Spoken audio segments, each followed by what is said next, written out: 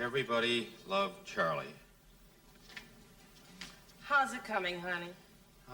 It's not going too well at all. Gosh, see, my best friend dies, and I can't even think of a simple eulogy.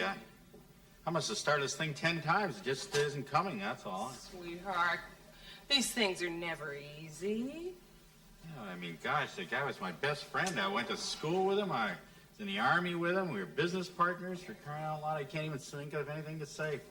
Well, honey, maybe you're thinking too much about your loss. Why don't you think about Charlie the way he was when he was alive, how much he meant to you and all the nice things he did for you, and just write those things down. Oh, gosh, I wouldn't even know where to start with that. I mean, the things he did for me, crying out loud. Gosh, I was just thinking, during the war, when we were in the Army together down there at basic training out on the rifle range, gosh. I was the worst shot in the whole company. Yeah. So you know what Charlie did? What? He switched the scorecards, just so I could win that little sharpshooter medal. Yeah, it was 3 months later then that all of us sharpshooters got to go overseas.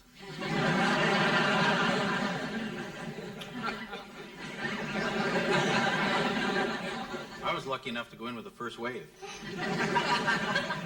Poor Charlie, gosh, it's kind of ironic, but he's the one who always liked the beach.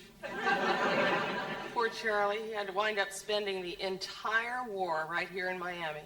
Yeah. But, it wasn't the same. You owe a lot to Charlie, don't you, honey? Well, I sure do. Gosh. If it weren't for Charlie, I'd have never gotten that Purple Heart. I think of Charlie every time I do this.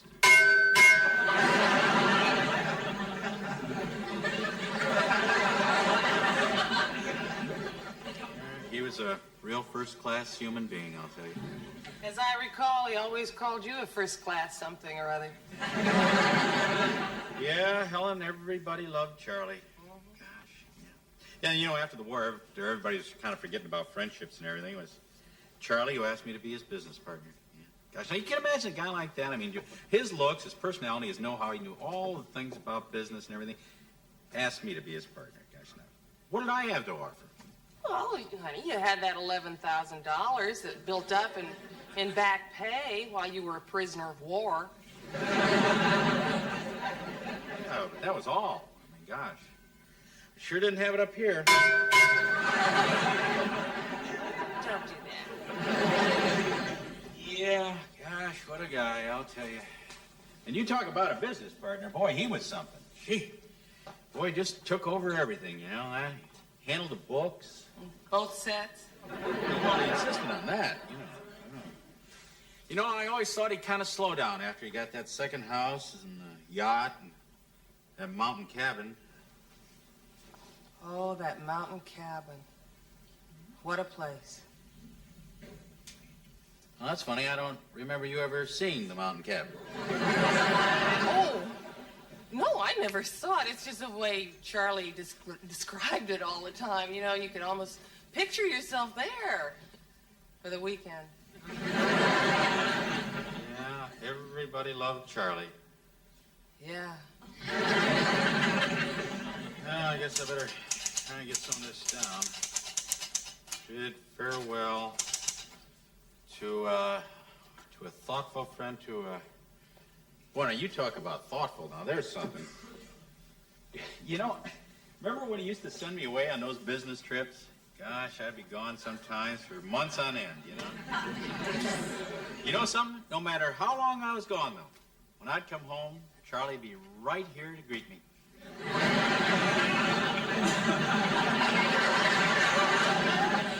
Why don't you keep writing, Darryl?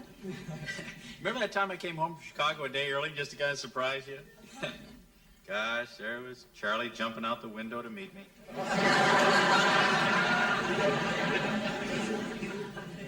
How do you explain something like that? Friendship. Yeah, they sure... Oh, gosh. Look at these pictures here when we were kids. Gosh, look at this. Here's Charlie when he was just a little guy. Gosh, look at that. Still had that strong chin, those piercing blue eyes, blonde hair. Honey, that's a picture of our son. That's funny. I never noticed that much resemblance before. You love loved Charlie so much that you even had a son that looked like him. Yeah, everybody loved Charlie, okay, I guess, gosh. Boy, you know, I still can't believe he's gone. Gosh, the shape that guy kept himself in, you know that? You know something down at the office, he never even ate lunch there? No, sir, every lunch hour he'd just put his gym stuff in that little bag and he'd go over to the gym to work out. Uh-huh. Then he'd come back after lunch, gosh, he'd always be so darn exhausted. We know he always had that big smile on his face. You know, there's something I don't understand, though. You know, if he was on his way to the gym, how come he ended up dying here? Well, just wanted to be with you. You know, everybody loved Charlie. Yeah. Well, you know something else I want to tell you. He wasn't just a man's man, you know. No, sir, boy. He was quite a guy with the ladies. Yeah. He always treated them great, though. Whenever he had a girlfriend, he'd always bring her a box of candy. You okay, honey? I'm fine. Choke on that candy there. You know, now that's something else I've never been able to figure out. What, dear? This.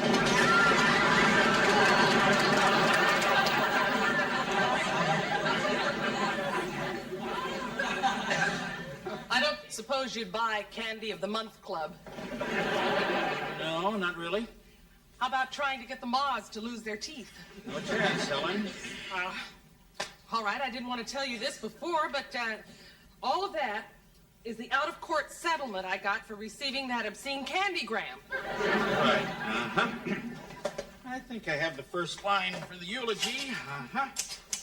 Everybody loved Helen. Helen? Mm-hmm.